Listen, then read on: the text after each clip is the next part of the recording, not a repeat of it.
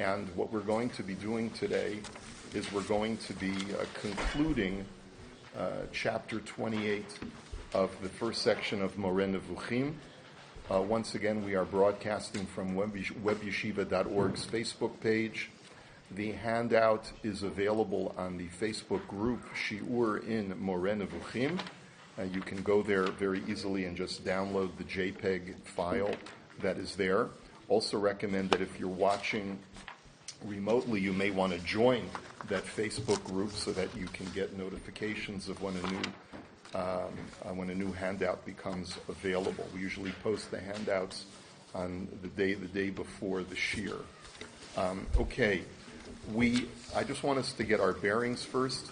The Rambam was communicating to us the definitions of the word foot and the definition of the word throne as it pertains to God. And the pasuk that he used to explain those terms is a very important pasuk which describes some kind of very profound and esoteric prophetic experience in Exodus chapter 24, that when the elders went up and ascended Har Sinai, Mount Sinai, at the time of receiving the Torah tells us in verse 10, Vayiru eit Elokei Yisrael. They saw the God of Israel, v'tachat raglav, and underneath his feet, or its feet, as Onkelos had translated it, Kima'aseh livnat Sapphire, was like the act of sapphire brick, uche'etzem hashamayim latohar, and like the essence of the heavens in its purity.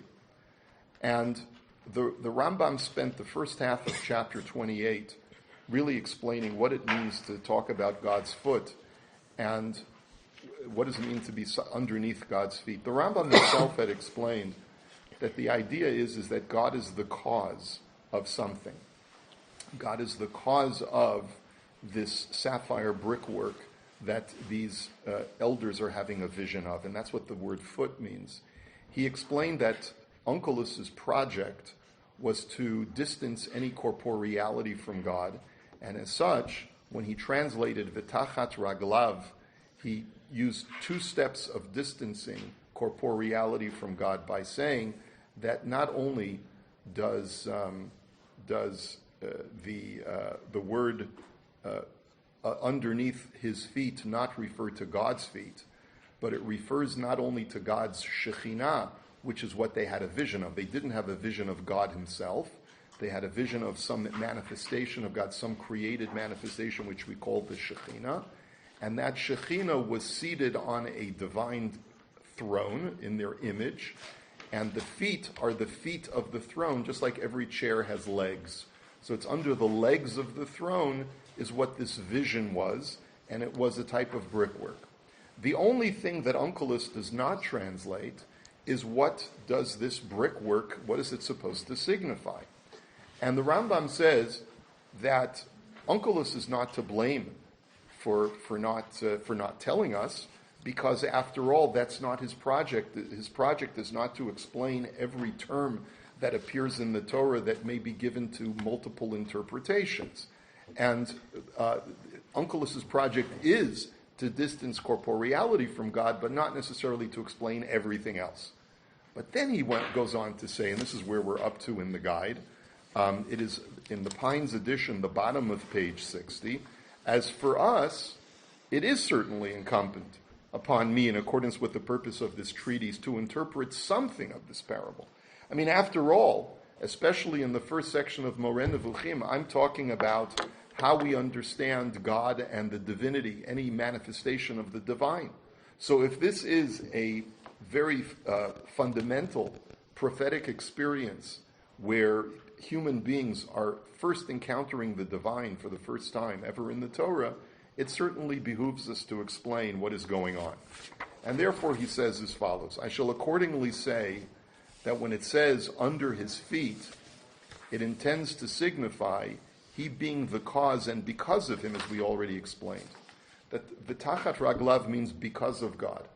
That's what the word regel means. We proved this last time, that the word regel means A is the cause of B. We say that A is the regel of B.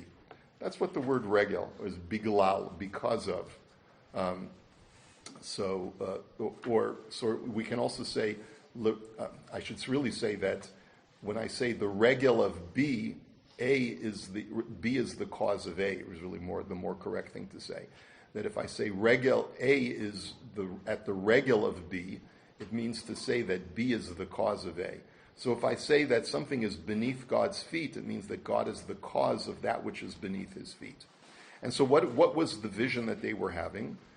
Was in reality, what they apprehended was the true reality of first matter, or prime matter, it can be translated, which derives from him, may he be exalted, he being the cause of its existence. Now let me just talk about prime matter and what this term means, because as we know, the Rambam is an Aristotelian, and the terms that he uses are terms that he has drawn from Aristotle and the students of Aristotle, who filter and really translate Aristotle's writings. The Rambam is not living in the time of Aristotle. Aristotle lives before the Common Era, and the Rambam is living 10 centuries, 11 centuries after the Common Era. So he receives the teachings of Aristotle through a lens of all who have come before him. I gave you a small paragraph from a website that I happened to find online, but I'm going to speak it out. But you at least have an encyclopedia entry there in your handout for you. What is prime matter? Aristotle believed, as did most Platonists and Neoplatonists, that there's got to be some system whereby a completely non-corporeal being, such as God, is able to emanate from itself and cause everything that which is physical in our world to come into existence. It cannot happen at the snap of a finger that there's a prime mover, that there's this divine being, and all of a sudden it snaps its fingers and causes things to come into existence which are completely different in their very essence and nature from that divine being. And so the conclusion must be is that there's some kind of intermediary type of emanation that comes from that divine being, which are the building blocks of all that exists today. Aristotle very much believed in the concept of this dichotomy that we've talked about before, form and matter. If you remember those two terms and how they relate to Aristotle, the whole world is comprised of form and matter, in that everything that is physical is comprised of the matter of, let's say, a chair may be made out of metal, so metal is the matter of the chair, and the form of the chair is the form that it takes to be a chair. That form originated in the mind of the artisan who builds the chair. He takes the raw material, the molten metal, and he shapes it using the form that is in his mind and transfers that form onto the metal to turn it into a chair. Or the carpenter takes the wood and does the same thing. Okay, but the point being is that all existent material substances that exist in our world are all comprised of form and matter. There are 4 prime elements in the world that can be manipulated into different forms: earth, wind, fire, and water. Those are the basic elements in Greek philosophy. But then Aristotle implies that there's something above that, which is called prime matter, which is completely formless matter. In other words, it hasn't even been formed or distributed into 4 different elements, but it's completely bare and divested of any kind of characteristic that would be attributed to any kind of form. And that's what prime matter is, completely ready to be imbued with form, but having no form in and of itself, just raw stuff, raw substance. Is it the elements of the periodic table? Should he have come in a time machine? No, it's the precursor. It's the precursor. The periodic table is way, way ahead in history. Right. The 4 elements are the precursor to the periodic table, but even the precursor to the 4 elements is this prime matter, which is just waiting to be imbued with some type of elemental form. Being an element means that you have some form. Fire has form, it has the form of fire. Water has form, it has the form of water. But something even that, before that, is something that is so basic it has no substance and no form whatsoever, other than just being pure, formless matter. And that's the only way that we can describe it. That is the first emanation that comes from God, ready to be manipulated and to be formed by God into the basic elements. And from those elements, you create compound elements and all of the substances that exist in our world. Okay? That's the idea. It's formless, but it has a physical... It's formless, right, but form is non-physical. Form, by definition, is non-physical, and it is placed within the physical matter to give it form. This is conceptual. This is all conceptual. This is highly conceptual. Right. Okay? That's the way Aristotle viewed everything that exists in our world. Okay? That's the way that was his, and it takes some time to adjust one's mind from a modern conception of physics and science and to put oneself in that world. Okay? But that's the way that, now, some theorize, I just read something not too long ago, that this prime matter that Aristotle and now the Rambam are referring to is actually energy. It's the original energy, because Einstein's theory of relativity says that energy converts into matter. And so this sort of like raw energy, when it is harnessed, it turns into matter. I don't know whether that's compatible or not. I have no idea. But now that you have a basic framework conceptually of what prime matter is for the Rambam and for Aristotle, let's see how this relates to the way that he understands this vision that these elders have. He says these sapphire bricks are prime matter. Now, before we go any further, I should, for thoroughness, tell you that there is a much more simple approach to what these sapphire bricks are. And I want to share this with you because it's really, truly meaningful. Why did these elders have a vision of sapphire bricks beneath God's throne? Rashi tells us very simply that the function of these bricks was to remind the Jewish leaders that the bricks that they had been building in Egypt, when they were in the mud and in the mortar pits, killing themselves, literally and figuratively, to be able to build these bricks and manufacture bricks for the Egyptian cities, were in God's eyes the most precious things that had been created by man. And that for every brick that they had made, there was a brick of pure sapphire that was in the heavens, right underneath his throne. And this is like a beautiful imagery of the idea that all the sacrifices that the Jewish people have made are underneath the divine throne. That's why we say that Yitzchak Avinu, after he is sacrificed at the Akedah, is beneath God's throne. Anything that is precious to God that involves human commitment and sacrifice, especially on behalf of the Jewish people, is considered to be beneath God's throne. Sherry. Counts our tears, it says somewhere. The tears are counted. All of these things, right, are very, very dear and precious to God. And it's also, not only are they beneath the divine throne, but that which looks so abject and so lowly from a human perspective, like a slave working in a mortar pit, building a lowly brick, for Hashem is lofty and exalted and incredible and priceless sapphire. Okay? So that's the midrashic interpretation that Rashi presents us with. There's a more elaborate medrash about this that's brought by Chizkuni, but we're not going to get into that right now. The Rambam says that this is a philosophical vision of prime matter that is the direct offspring or offshoot from Hashem, and this is how God brings the world into existence. And he continues and he says, consider its dictum, as it were a work of the whiteness of sapphire stone. If the intended signification had been the color, it would have said, as it were, the whiteness of sapphire stone. The word work was added. In other words, if you look carefully at the pasuk, it doesn't say they saw white sapphire stone. It says they saw the work that was kima'aseh, like the work of white sapphire stone. What that means is is that the color white is not descriptive of the color of the stone, but rather because matter, as you know, is always receptive and passive, and if one considers its essence, and is not active except by accident. What he means to say is that there's a certain transparency to this sapphire stone. That's what is meant by the word white, not the color white, but completely transparent. And what is something that is transparent?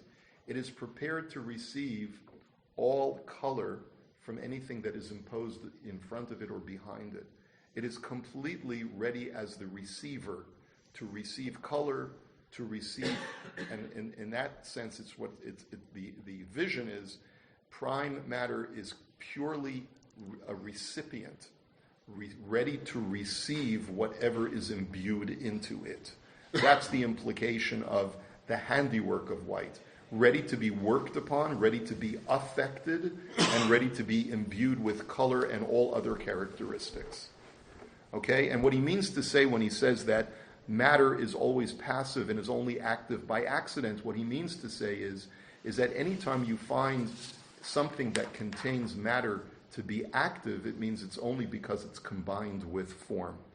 Just like anything else, as Kreskis, one of the commentaries to the Moreh Nevukhim, says, sometimes it will appear as if matter is active or acting upon something else, but only because form is mixed with it. So, for example, fire is a composite of matter and form, as I mentioned, even though fire is elemental and is very basic, but it still has some form. It has the form of fire.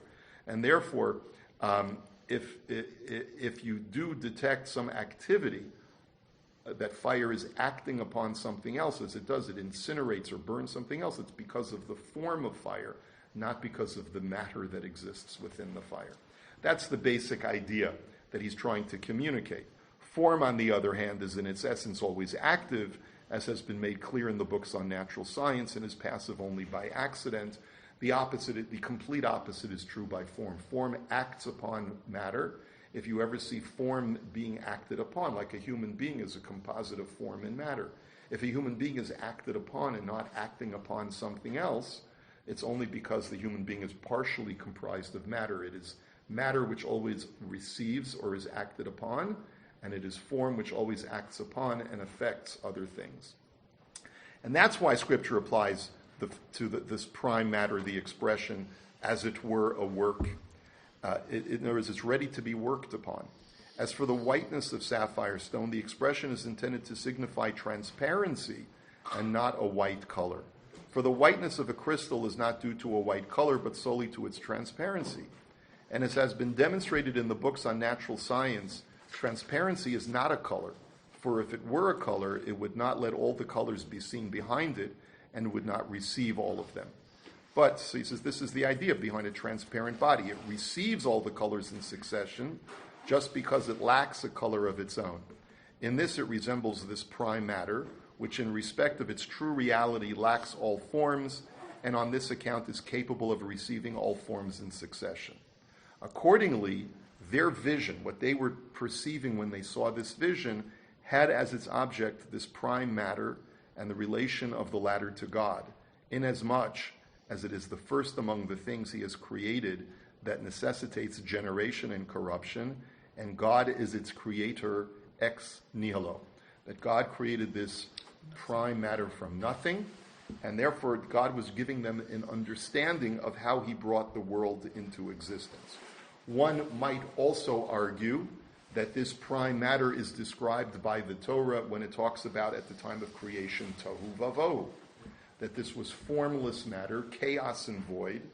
It was on some level this primal type of creation, this very, very primitive type of matter that God had first formed, waiting for it to be constructed and assembled into constructs, because God would imbue everything with form. That's the way a philosopher would view the story of creation as described in Genesis. And he says a disquisition on this notion will come from I'm going to explain this much later on. And then he says, I'm going to just paraphrase this for constraints of time, he says, I want you to know something, that even if you're going to go with Onkelus's translation that we mentioned last time, where underneath the feet refers to the legs of the throne of God, that underneath the legs of the throne was this sapphire brickwork, you also have to explain that where it says under the throne of his glory, I mean to say that the prime matter is also in reality under the heavens that is also called the throne. Meaning that Onkelos understands that there's this divine throne that they have a vision of in heaven, and underneath the legs of the throne is a reference to a spatial underneath. He says it's not that God is the cause of prime matter, but that actually this prime matter is underneath the Shekhinah in some way. Where does the Shekhinah reside? It resides in heaven. Where is prime matter? Prime matter is below the heavens. And the Rambam says, I'm going to explain this later on to you. If I do have time, I will read for you the Pirkei de Rebbe Eliezer that the Rambam is referring to, which basically states that there are two types of prime matter that God created. He created a heavenly prime matter, and he created an earthly prime matter, because there's a belief in ancient philosophy that the essence, the substance that of ethereal beings that exist in the heavens is made up of a different type of matter than the earthly substances that has a different type of matter. So when it says that underneath God's feet is this sapphire brickwork, which is this prime matter, it means that in the earthly plane, not in the heavenly plane, but in the earthly plane, which is beneath the Shekhinah in heaven, there is this prime matter which is more earthy in its or inferior, as the Rambam writes later on, in its makeup, and that's what comprises all substances which are on a physical plane in our planet. And he says a pointer to this marvelous interpretation was only given to me by a dictum in Pirkei de Rebbe Eliezer, in the Medrash of Rebbe Eliezer ben Hyrcanus that I came across. You will see it in one of the chapters of this treatise when we get to section 2, chapter 26. That is when the Rambam will quote this Medrash, and I have it for you in the handout. I'm not sure if we'll have time to get to it today. Now, the purpose of everyone endowed with intellect should be wholly directed to rejecting corporeality with respect to God may be exalted, and to considering all these apprehensions as intellectual, not sensory, understand this and reflect upon it. And basically, the Rambam's last statement is, remember, the reason why I'm not getting into detail about what this brickwork is any more than I have is because the main thrust of this chapter is to focus on distancing corporeality from God. And that I've done by carefully explaining to you that when it says tachat raglav, underneath his legs or feet, does not mean that God has legs, but the word regel means God is the cause of prime matter. Now, ad kan the Rambam. Let's talk. We need to go a little bit deeper for just a few minutes. The question, of course, is what is the purpose of this vision? In other words, God is introducing himself to the Jewish people at Har Sinai. He's giving them the Torah.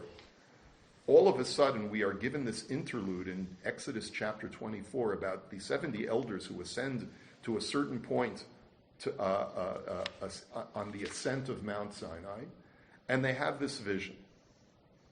The Rambam has given us this very, very esoteric, profound explanation as to what they're actually cognizing in this vision. But what's the point? What is the purpose of God giving them this particular vision at this particular juncture of his introducing himself to the Jewish people? What would possibly be the connection to what is going on in the narrative of the Torah, of Matan Torah, of the giving of the Torah? Was this after the first or the second tablets? It's a very good question. It seems, at least according to some commentaries, that it's after the giving of the first tablets. But it's really not clear from the context. Clearly, chronologically, you could make the argument that, I'm not sure if you can make, no. It has to be, it's after the first tablets. It's after the first tablets. So, yeah. Clearly didn't have an impact of helping them put off the Chet HaEgel, this big group of important Well, these were the 70 elders. Let's assume they weren't complicit in the Chet HaEgel. Let's assume they didn't participate. I mean, Aaron we know did, but not because he bought into the Egel, right? As many commentaries explain, he was trying to delay things and try to make concessions. They were leaders. These were leaders. So they were having this very lofty kind of vision. So again, just want to point out what is the function.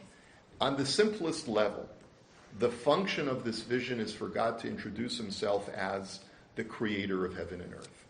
In other words, if you're living in a primitive time, and you're introduced to a deity, and you don't know who this deity is, the way for God to introduce himself is, not only am I the giver of the law, but I am creator of heaven and earth.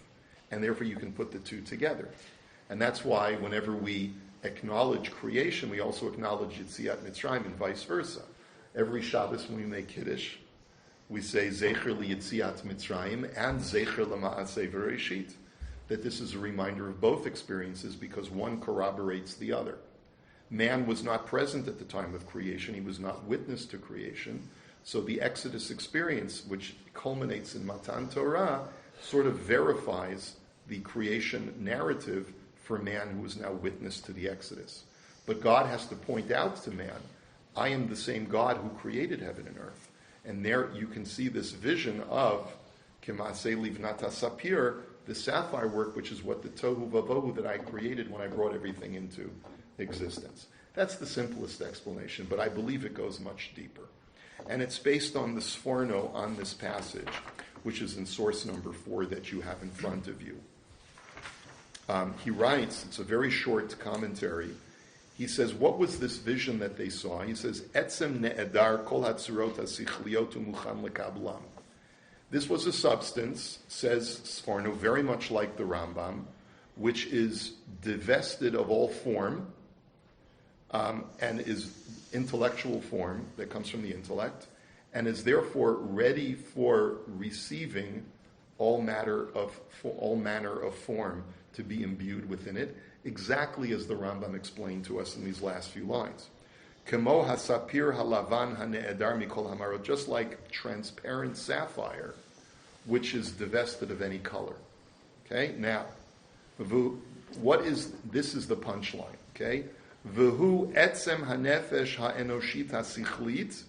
This represents the human soul that is primed now to receive intellectual infusion, hane'ederet mikol mada, that is divested of all knowledge, umuchenet lekablam bi'iyun bichiri, but is now prepared to receive all intellectual infusion through man's free will, and through investigation that is a result of his free will, through his free-willed investigation, I guess you could translate it. The point is that the Sforno explains that what God was demonstrating to the Shivim Zikanim is that there is a new creation that is taking place at the time of Matan Torah. Just as creation was the infusion of divine form into formless matter, the giving of the Torah is the infusion of divine intellect into the formless soul of man. Man, at this point in the history of mankind, is divested of sophisticated intellect, and now man, especially the Jewish people who have been a slave class for the last hundreds of years, are now primed. They have become primed through becoming sort of this formless matter of humanity, through having been slaves for generations, are now ready to receive this divine intellect that is being infused into them through the giving of the Torah. And that is the essence of the message that Hashem needs to communicate to the elders of Israel. I have brought you through these series of events to bring you to the point where you are prime matter, metaphorically, in that you have been completely divested of any kind of intellectual form of your own. You have no essential philosophy. You have no essential intellectual model of purpose, of meaning of life, and of deeper self-awareness. And all of this is now going to be imbued within you through the giving of the Torah, which is now going to imbue you with a completely new value system, intellectual way of thinking, a whole new, right? In other words, this is almost like a replication of creation, but on a microcosmic level within man, instead of the macrocosmic level of creation. And that's exactly why God is portraying that you, mankind, you, the Jewish people particularly, are now like this sapphire brick that are formless matter ready to be infused with the Torah. Now, I want you to sort of cogitate upon it for just a moment and take into account that this is a theme that is developed in many, many different ways and can go in many, many different directions. The Maharal, in his book called the Netzach Yisrael, which talks about the eternality of the Jewish people and the looking forward of the coming of the Messiah, mentions that this same theme can be explained when we talk about the vision that Zechariah has of the Messiah as Ani v'rochev al chamor, as a poor man riding in on a donkey. And the Gemara actually relates a very interesting interchange between the sage Shmuel and the Shvor Malka and the Persian ruler, a Gentile Persian ruler, who was mocking the sage Shmuel for this passage in Zechariah. You're telling me that your king, the Messiah, is going to come riding in on a donkey of all things, a beast of burden, a stupid, simple animal in the farm that is worth almost nothing. You're telling me that that's what your King Messiah is going to be riding on? Why don't you let me give your King Messiah one of my horses in my royal stable that is much more valuable and is much more fitting of a king? That's the way he was mocking Shmuel. And Shmuel said that if you were going to be providing me with a proper horse for the King Messiah, it would have to be a horse of a myriad colored horse, a multicolored horse. And that's the interchange. And the Maharal says, what is the deeper understanding of what is going on over here? He says, the reason why the Messiah rides in on a donkey is because the word chamor is very much related to chomer, which is the word for matter in Hebrew. And what it represents is that when the Messiah comes, he will be the herald of a new world order, where the world will now be in its moment of transformation, ready to be recreated. And just like the sapphire brickwork that God portrayed to the elders when they were on the precipice of a new chapter in the evolution of mankind, so too that's what Mashiach is representing. Just like under God's feet is the sapphire brick, under the legs of King Messiah, he's riding on a donkey, which is the ultimate sort of the most simple form of formless matter that you can find in our sphere of reality. And that's what he's riding in on. And if you wanted to try and represent how King Messiah is going to be transformative to the world, you would have to find a horse of multicolored horse that would representing ready to receive all the colors, or receiving all of the colors from the Mashiach, who will imbue it with all of the colors of the rainbow, because he's going to be transforming that which is formless into something which is completely newly structured, into something that man has never experienced before. Okay, and that's the theme that the Maharal points out. I'm going to just leave you with one more idea. And by the way, that passage of the Netzach Yisrael is in your handout as well, in section 3. I just want to leave you with one last thing. Unfortunately, we don't have time for Pirkei de Rebbe Eliezer today, but I just wanted to point out that in the word sapphire, K'maseh livnat ha-sapir, sapir is something that is that shoresh samech peiresh appears at the very beginning of Sefer Yetzirah, the book of creation. We don't have time to go into the history of the book of creation, maybe another time, but it's cited by a number of commentaries. It is, according to tradition, the oldest book that exists, written by Adam Harishon himself, passed to Avraham Avinu and passed to Rabbi Akiva, but essentially it describes how God created the universe. It is a sort of an instruction manual or a recipe book for how God created the universe. And these three letters, Samech Pei Reish, can be manipulated in a number of different ways. And it says, Barat olamo bishlosha sfarim, that God created his world with these three samech pei reishes, Sfar, Sefer, and Sipur, which relate to the idea of God taking inventory, God speaking, which is l'saper, and God counting. And all of them relate to this idea of God bringing into existence from nothing, bringing something into existence. It is therefore no coincidence that the description of prime matter, which is the very primary substance that God created, uses the very same letters as Samech Peresh, Sapphire, Sapphire.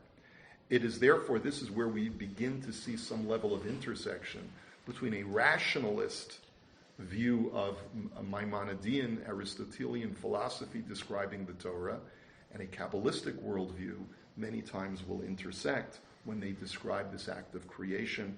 Not enough time to discuss it more. We'll develop this idea as time goes on, and we're out of time. So I'm going to wish you a great day, and we'll continue next week.